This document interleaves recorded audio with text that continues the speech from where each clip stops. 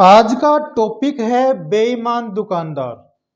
हमें पहले ये देखना होगा कि बेईमान दुकानदार हम किसे कहेंगे। देखो, अगर हम सभी दुकानदार की बात करें तो प्रॉफिट तो सभी दुकानदार ही कमाते हैं, ठीक है। लेकिन गलत तरीके से प्रॉफिट कमाना वो बेईमानी होता है, तो हम उसे बेईमान दुकानदार कहेंगे। ये जो बेईमान दुकानदार जो टॉपिक है, प्रॉफिट एंड लॉस में जो टॉपिक है हमारा, ये थोड़ा सा कंफ्यूजिंग लगता है, लेकिन ये उतना कंफ्यूजिंग है ही नहीं। ये मेरे हिसाब से कंफ्यूजिंग ही नहीं है। इसमें एक छोटी सी बात है कि बस अगर वो क्लियर हो जाती है कि हम अगर उस बेईमान दुकानदार की बेईमानी हम पकड़ सके तो इस चैप्टर में फिर इतना कुछ खास नहीं है।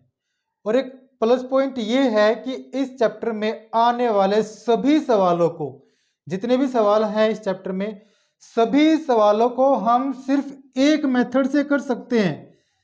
हमें सिर्फ एक मेथड चाहिए और इस चैप्टर में जितने भी सवाल होंगे, बेईमान दुकानदार जितनी भी तरीके से बेईमानी करता है, वजन में करता है या प्राइस को बढ़ा के करता है या फिर कॉस्ट प्राइस पे क्रय मूल्य पर वस्तु को बेचता है, डिस्काउंट देता है, फिर भी वो बेईमानी करता है, फिर भी वो प्रॉफिट कमा लेता है। तो उन सभी सवालों को हम सिर्फ एक ही तरीके से सोल्व कर सकते हैं, और वो एक तरीका है, वो बेहद ही छोटा मेथड है और वो सभी सवालों में लगेगा, ठीक है। तो इसकी बात तो हम करेंगे बाद में। अभी फिलहाल हम ये जो है बेईमान दुकानदार के कंसेप्ट के बारे में बात कर लेते हैं। अगर ये क्लियर हो जाता है तो ये कहा जाता है कि अगर कंसेप्ट क्लियर हो जाता है तो लगभग 50% टॉपिक क्लियर हो जाता है। और अगर ये जो कंसेप्ट मैं यहाँ करा रहा हूँ अगर ये क्लियर हो गया तो 50 नहीं, लगभग आप ये मानो कि 80% टॉपिक क्लियर हो गया। अब यहाँ पर हम बात करेंगे कि वास्तव में बेईमान दुकानदार किसे कहेंगे, और जब हमें यह पता लग जाएगा कि बेईमान दुकानदार हम किसे कह सकते हैं तो वो कितने तरीके से बेईमानी करता है उसकी भी यहाँ बात करेंगे। अब हम उस जितनी भी प्रकार से वो बेईमानी करता है, 1 2 3 4, जितनी भी वो बेईमानी करता है, जितने भी तरीके से बेईमानी करता है उनको हम समझ लेंगे, ठीक है। वो समझ में आ जाता है तो जो मैंने ये बताया था कि हम एक मेथड से सभी सवालों को कर लेंगे तो फिर हमें ज़्यादा टाइम नहीं लगेगा। इस वीडियो में सिर्फ इतना ही मैं कराऊंगा कि बेईमान दुकानदार का कंसेप्ट मैं क्लियर करा देता हूँ, ठीक है। इसके बाद जो मैं एक क्लास लूंगा, क्लास बनाऊंगा एक, उसमें मैं कराऊंगा एक ऐसा सवाल है जो कि विवादित सवाल मान सकते हो उसको, उसके ऊपर बहुत विवाद चल रहा है, उस एक सवाल के ऊपर वो अभी तक चल रहा है, कहीं कहीं क्लियर हो गया, कहीं कहीं वो क्लियर नहीं हुआ है। तो उस पे इतना विवाद है कि बहुत सी किताबें उस सवाल को किसी और तरीके से बताती है, उसका कुछ और आंसर बताती है, ठीक है। और यहाँ तक कि ये भी सुना है कि कुछ बोर्ड्स है जैसे कि एसएससी, रेलवे, कुछ ऐसे बोर्ड्स, मैंने ऐसा सुना है, ये नहीं पता कि वास्तव में है या नहीं, ठीक है, कि वो उनका मत अलग अलग है उस सवाल के सॉल्यूशन पर लेकर के। लेकिन मुझे ऐसा नहीं लगता। तो मैं इस क्लास के बाद जो क्लास बनाऊंगा उस सवाल के ऊपर हम एक छोटा सा ऑपरेशन करेंगे, ठीक है। तो क्लियर करेंगे कि कहाँ पर क्या गड़बड़ है, किसी किताब में गलत है या कोई टीचर गलत बता रहा है या कोई बोर्ड गलत बता रहा है, या फिर ये भी हो सकता है कि किताब भी सही हो, टीचर भी सही हो और बोर्ड भी सही हो। तो कमी कहाँ हो सकती है? तो मेरे हिसाब से कमी यहाँ हो सकती है कि उसमें हो सकता है कि कोई अधूरी जानकारी हो किसी सवाल में, या उसमें दिया कुछ और हो, हम पढ़ने में कुछ गलती कर रहे हो, पूछा कुछ और हो, हम बता कुछ और रहे हो, तो ऐसा कुछ हो सकता है, ठीक है। तो अभी इस क्लास के बाद उस सवाल का ऑपरेशन करेंगे। उस ऑपरेशन के बाद जो वो क्लास हमारी हो जाएगी तो आप ये समझ लो कि 99% आपका ये टॉपिक क्लियर हो जाएगा। उसके बाद जो क्लासें होंगी उसमें हम करेंगे सिर्फ सवाल, और उस एक मेथड से हम सवाल करेंगे जो मैंने बताया था, और फटाफट फटाफट हम सवाल करते चले जाएंगे। कितना भी लंबा सवाल हो, यहाँ से लेकर यहाँ तक कितना भी वो लंबा सवाल हो, कितने भी उसमें संख्याएं कुछ भी दे रखा हो, हम उनको क्लियर कर लेंगे। शुरू करते हैं। अभी हम ये मान लेते हैं कि देखो बेईमान दुकानदार को मैं लिख लेता हूं डी। ठीक है, ये बेईमान दुकानदार की दुकान है और ये है साधारण दुकानदार, मतलब कि एक सिंपल दुकानदार। ठीक है, अब इन दोनों में फर्क क्या है?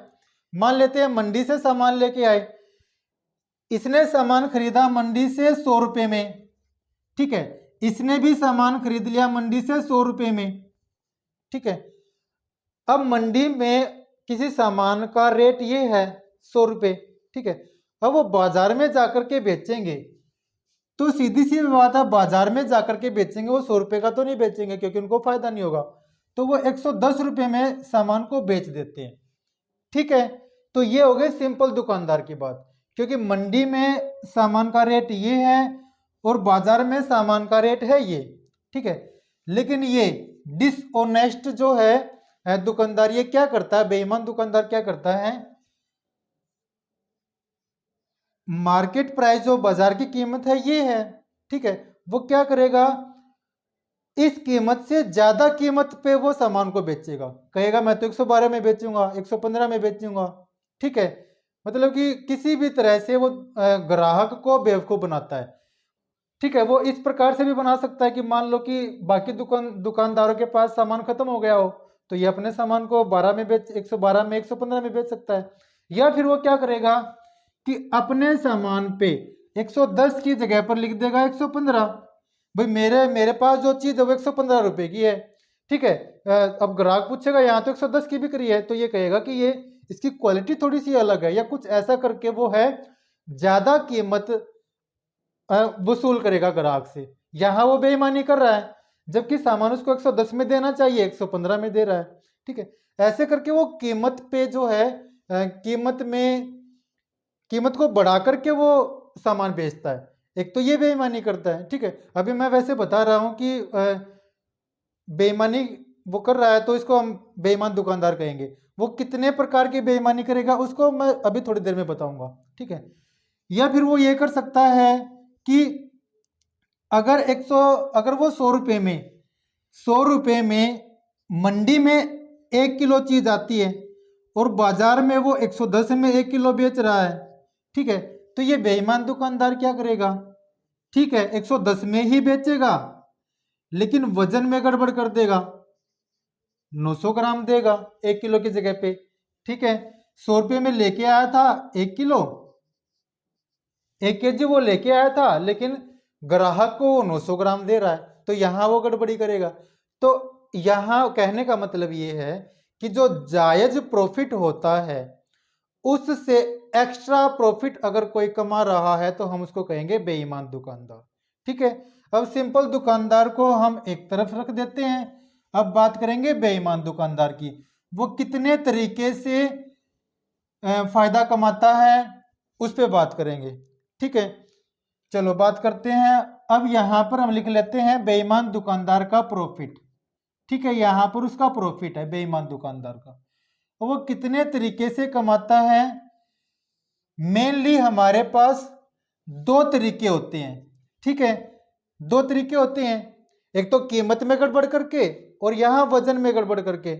यहां वो कीमत में गड़बड़ करता है, ठीक है, यहां गड़बड़ करता है वो प्राइस में। ठीक है, यहां गड़बड़ करता है वेट में,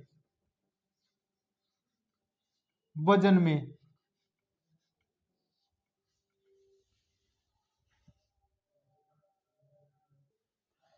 कीमत में गड़बड़ करता है, लिख लेंगे कीमत। ठीक है, ठीक है, अब बिल्कुल आराम से धैर्य से समझने की जरूरत है। अगर ये क्लियर हो जाता है तो आप सभी सवालों को उस एक ट्रिक से कर सकते हैं आसानी से। ठीक है, तो आराम से धैर्य से समझना, जल्दी फास्ट फास्ट फास्ट नहीं। चलो, यहाँ पर वो वजन में गड़बड़ कर रहा है और यहाँ पर वो कर रहा है प्राइस में। ठीक है, प्राइस में कैसे गड़बड़ कर रहा है, अभी थोड़ी देर पहले हमने बात कर ली थी कि अगर बाजार में किसी वस्तु की कीमत 110 है तो वो 110 रुपए से ज्यादा कीमत वसूल कर रहा है। वजन की भी बात हमने कर ली थी कि 1 किलो की जगह पर वो 900 ग्राम देगा या 800 ग्राम देगा और ऐसे शो करेगा कि भाई मैंने तो पूरा वजन तोल दिया था। ठीक है, तो वो यहाँ वजन पे जो है ऐसे करके गड़बड़ करता है।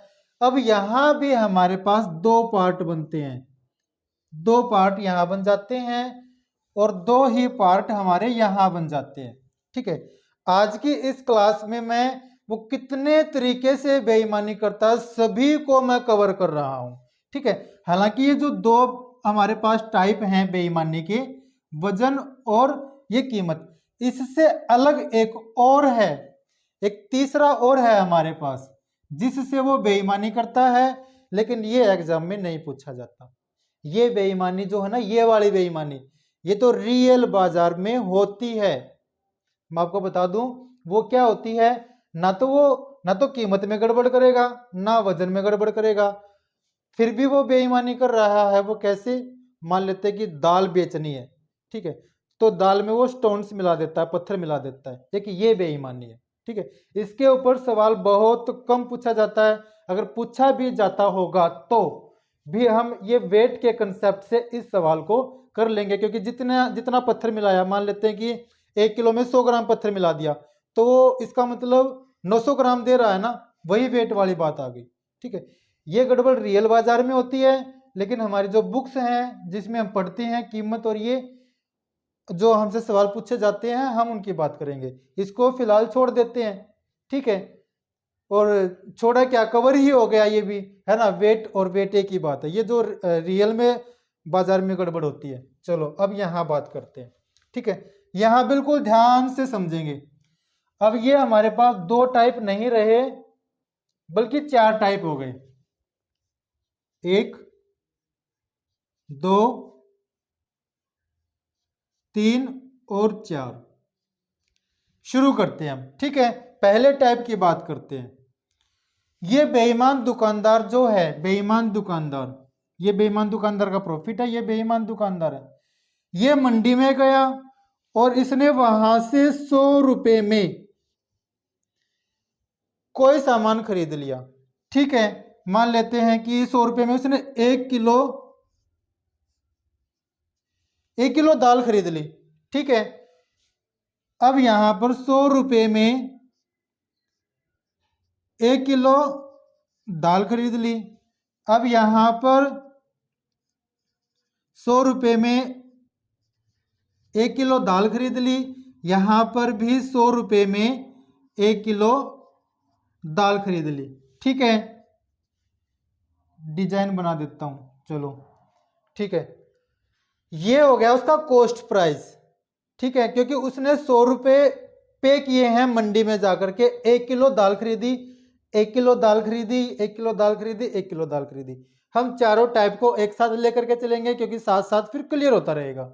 ठीक है, यहां पर दुकानदार का कॉस्ट प्राइस कितना है? 100 हर एक टाइप में, तो इसके लिए सीपी क्या हो गया? 100। उसने 1 किलो दाल के लिए 100 रुपए खर्च किए, 1 किलो दाल के लिए वो 100 रुपए खर्च कर रहा है। ठीक है, अब वो क्या करता है इस टाइप में हम देखेंगे। ठीक है, उसने वो दाल लेके आया। ठीक है, वो 100 रुपए में 1 किलो के हिसाब से दाल ले आया। कितनी दाल लेके आया कोई बात नहीं, 10 किलो 20 किलो जितनी भी लेके आया। ठीक है, अब बाजार में उसकी कीमत थी 110। ठीक है, बाजार में उसकी कीमत कितनी थी? 110। बाजार में उसकी कीमत थी 110।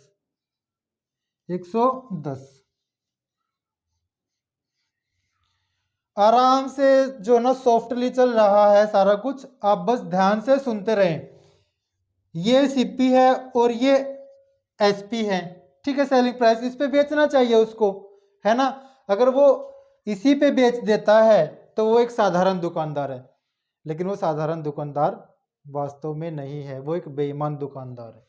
अब वो बेईमानी करता है, हालांकि वो बहुत तरीकों से बेईमानी करता है। ठीक है, लेकिन जो कहते हैं कि मोटा मोटा सा है, ये 4 टाइप है ना। अक्सर कई जगह में सिर्फ 2 ही टाइप देखने को मिलते हैं, लेकिन इन 2 टाइप में से भी 2 टाइप बन रहे हैं, और इनमें से भी इनको अगर मिला दे, इस टाइप को यहाँ मिला दे, इसको यहाँ मिला दे, तो फिर और बन जाएंगे, है ना। जैसे जैसे हम सवाल करेंगे वो सब कुछ क्लियर होता चला जाएगा।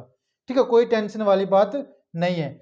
अब 100 में 1 किलो लेके आया, अगर वो 110 में 1 किलो बेच देता है तो कोई दिक्कत नहीं है, कोई दिक्कत नहीं है, साधारण दुकानदार हो जाएगा। लेकिन वो ऐसा नहीं करता। तो वो कैसा करता है, अब बात करते हैं। यहाँ देखिए, उसने क्या किया, पैकेट बना दिए, 1-1 किलो के पैकेट बना दिए। जितनी भी वो दाल लेके आया था, 100 किलो ले आया, दुकानदार तो बहुत सारी एक साथ लेके आता है, उसने 1-1 किलो के पैकेट बना दिए।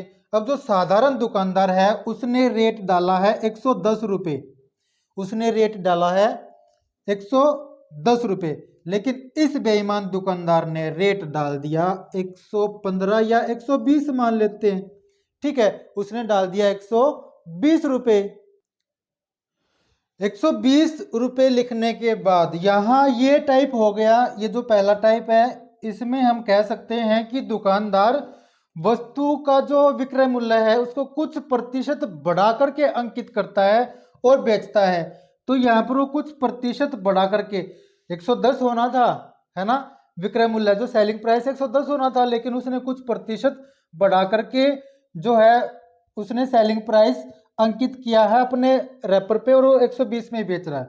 तो यहाँ पर उसका कितना फायदा हुआ, वो 120 रुपये में 1 किलो दाल बेच रहा है, दाल थी ना ये, ठीक है, दाल थी, तो दाल बेच रहा है, 100 की लेके आया और 120 में बेच रहा है, तो 100 रुपये पर 20 का मतलब होता है 20%, ठीक है। अगर यहाँ कीमत कुछ और होती तो कॉस्ट प्राइस और यहाँ प्रॉफिट 20 और गुणा 100 करते हैं, ठीक है, लेकिन अच्छी बात है कि हमारा ये सीपी 100 ही है, तो सीधा हम प्रतिशत बता सकते हैं कि भाई 20% उसको यहाँ फायदा हो रहा है, ठीक है।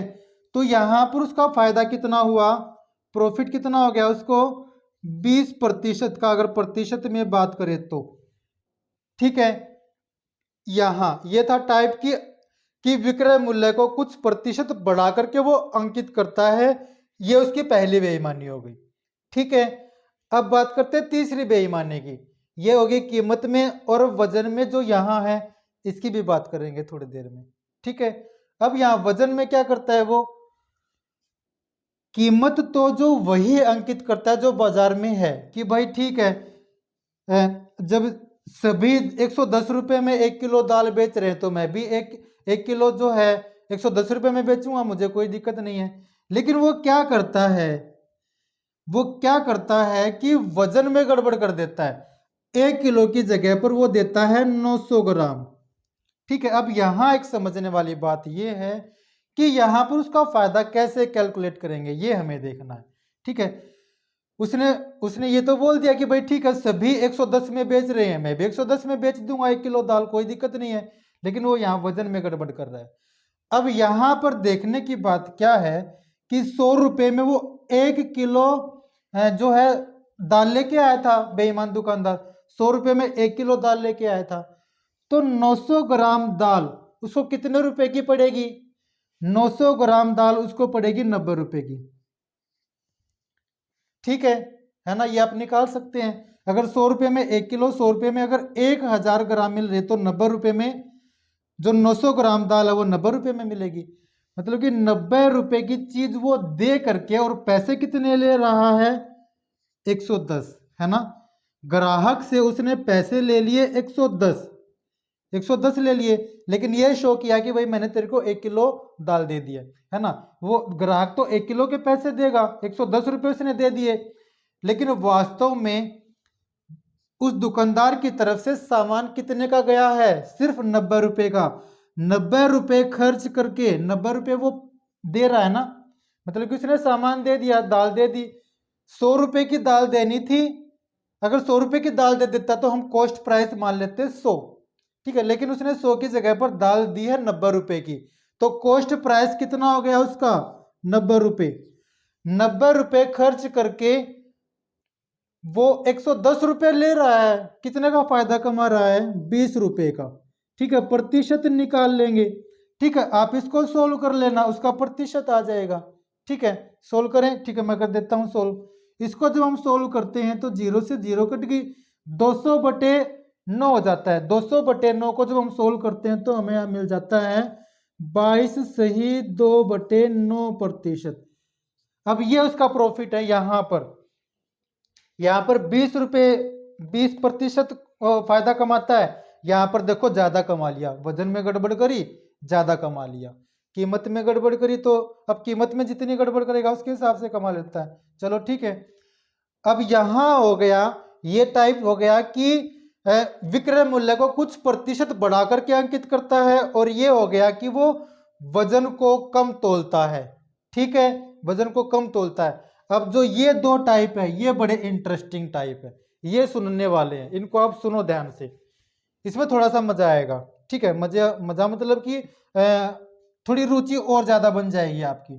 ठीक है, 100 रुपये में 1 किलो दाल थी, बाजार में वो 110 रुपये में बिकनी थी 1 किलो दाल। ठीक है, बाजार में वो क्या थी, 110 में बिकनी थी, है ना। अब वही बात है, कीमत की बात है तो वो 110 में ना बेच करके वो बेचता है 120 में। ठीक है, ये तो सेम बात हो गई, यहां तक सेम बात हो गई। यहां भी उसने कीमत बढ़ा दी।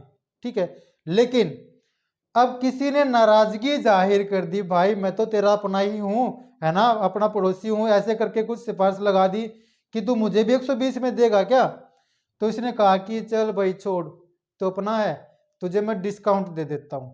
ठीक है, वो डिस्काउंट कर देता है, तो वो यहां पर डिस्काउंट की बात कर देता है। ठीक है भाई, दाल तो थी 120 रुपए की ही मुझे बेचनी थी, लेकिन मैं तुझे 5% का डिस्काउंट कर देता हूं। ठीक है, 5% का डिस्काउंट कर देता है। अब 120 पर 5% का डिस्काउंट करने के बाद इसकी कीमत हो जाती है फिक्स ये।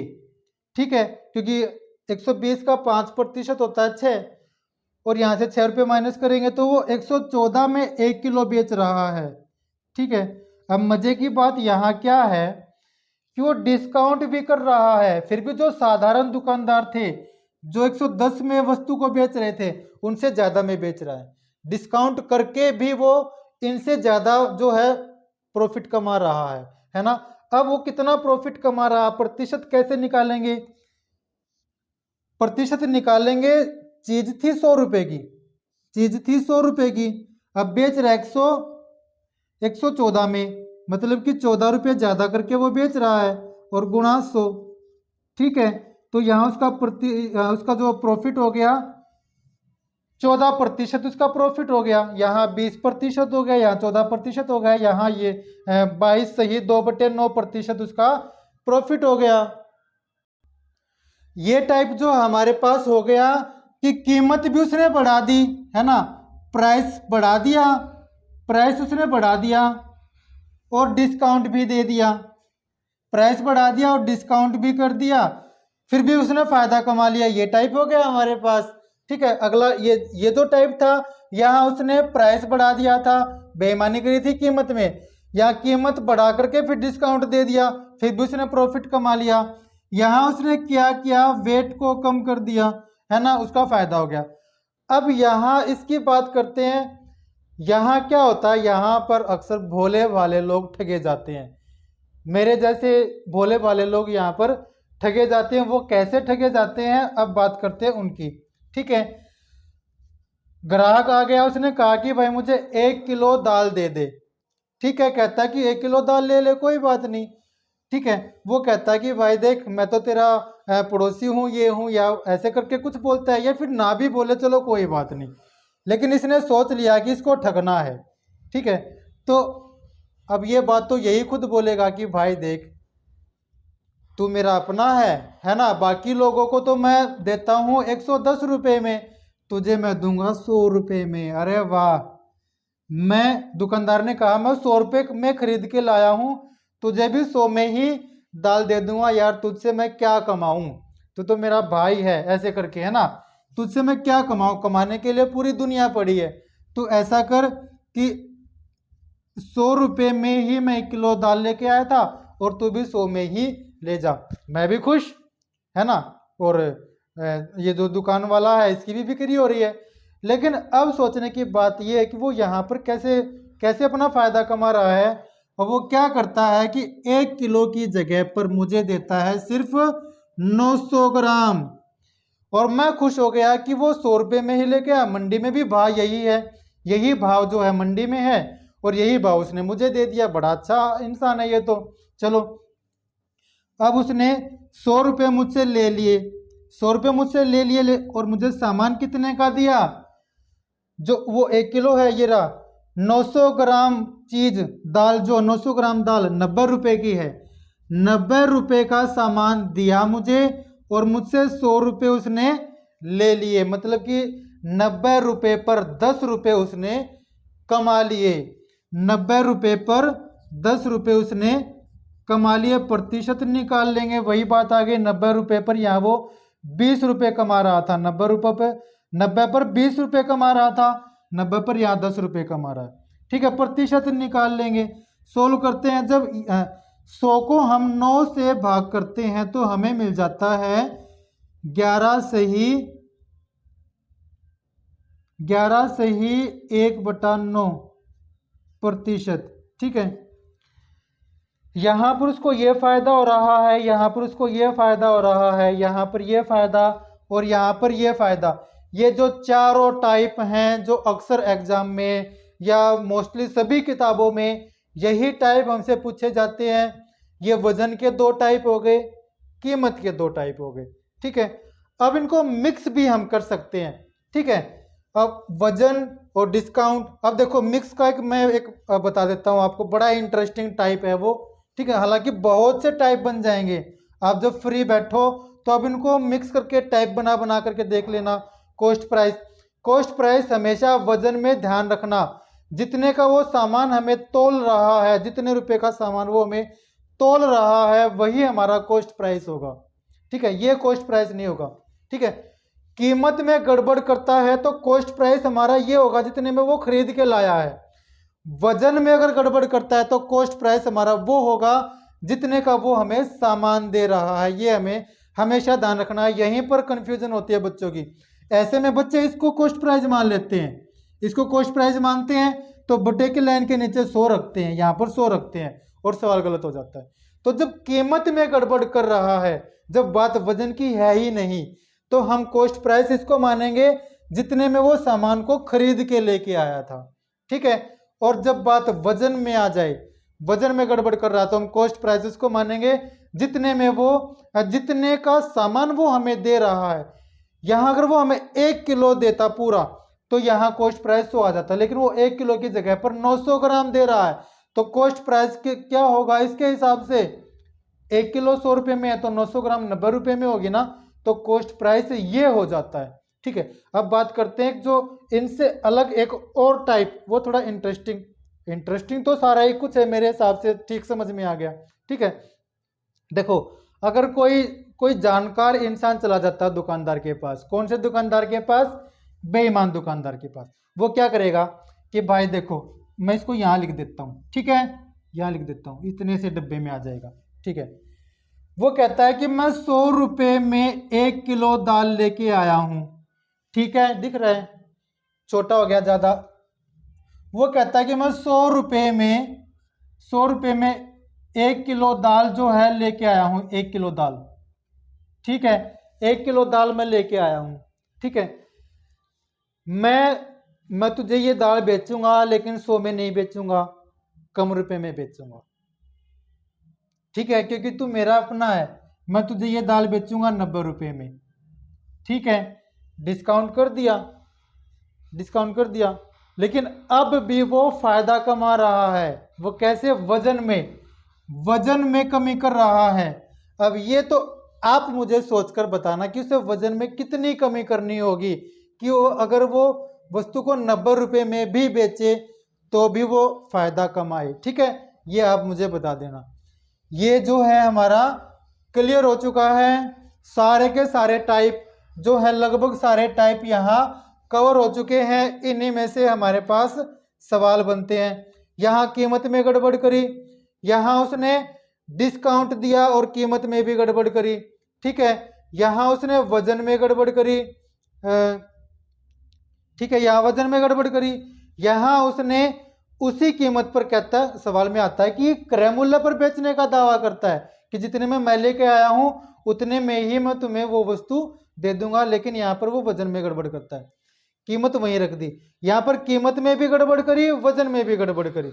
ठीक है, यहाँ उसने कीमत में भी गड़बड़ करी और वजन में भी उसने कीमत में गड़बड़ का मतलब इसको कीमत में गड़बड़ नहीं मानेंगे, ठीक है, क्योंकि 110 में ही बेच रहा था, बाजार में 110 में बिक रही थी, तो उसने 110 में ही बेचा, लेकिन यहाँ कीमत में गड़बड़ कर दी, वजन में गड़बड़ कर दी, ठीक है। अब यहाँ पर क्या है कि वो थोड़ा सा स्लिप हो गया, ज़्यादा देर हो गई बोलते बोलते, चलो कोई बात नहीं। अब यहाँ पर वो कहता है कि मैं 100 में लेके आया, 100 में ही मैं तुझे दूंगा, तो वो यहाँ कीमत में वजन में थोड़ी सी गड़बड़ी कर रहा है, ठीक है। एक ये है कि डिस्काउंट भी दे रहा है फिर भी फायदा कमा रहा है, तो यहाँ पर वो वजन में कमी करता है, ठीक है। ये चारों के चारों टाइप हमारे कवर हो चुके हैं। अब अगली क्लास जो मैं बनाऊंगा वो होगी एक उस सवाल पर जिसपे थोड़ा सा विवाद चल रहा है, ठीक है। उसके बाद जो मैं वीडियो बनाऊंगा अभी ऑपरेशन करेंगे उस सवाल का, उसमें मैं सब कुछ क्लियर कर दूंगा। मेरे हिसाब से ना तो कोई किताब गलत है, ना कोई बोर्ड गलत है, और ना कोई भी टीचर गलत नहीं है, ठीक है। बस गलती कहाँ होती है, जो कैंडिडेट होते हैं या फिर जो स्टूडेंट होते हैं, जो सवाल लिखा होता है उसको पढ़कर समझने में गड़बड़ी कर देते हैं। बस मैं वो गड़बड़ी ही बच्चों को बताऊंगा, ठीक है। तो इसके बाद अगर आने वाली वीडियो में उस सवाल का हम ऑपरेशन करेंगे और हमें क्लियर हो जाएगा। फिर उसके बाद इस टॉपिक पे आने वाले सभी सवालों को एक या दो या ज़्यादा से ज़्यादा 3 पार्ट में, क्योंकि मैं छोटी वीडियोज बनाता हूँ, ये थोड़ा बड़ा हो गया, ठीक है, 15 मिनट की वीडियो बनाता हूँ, और उसमें मैं उन सवालों को क्लियर करेंगे।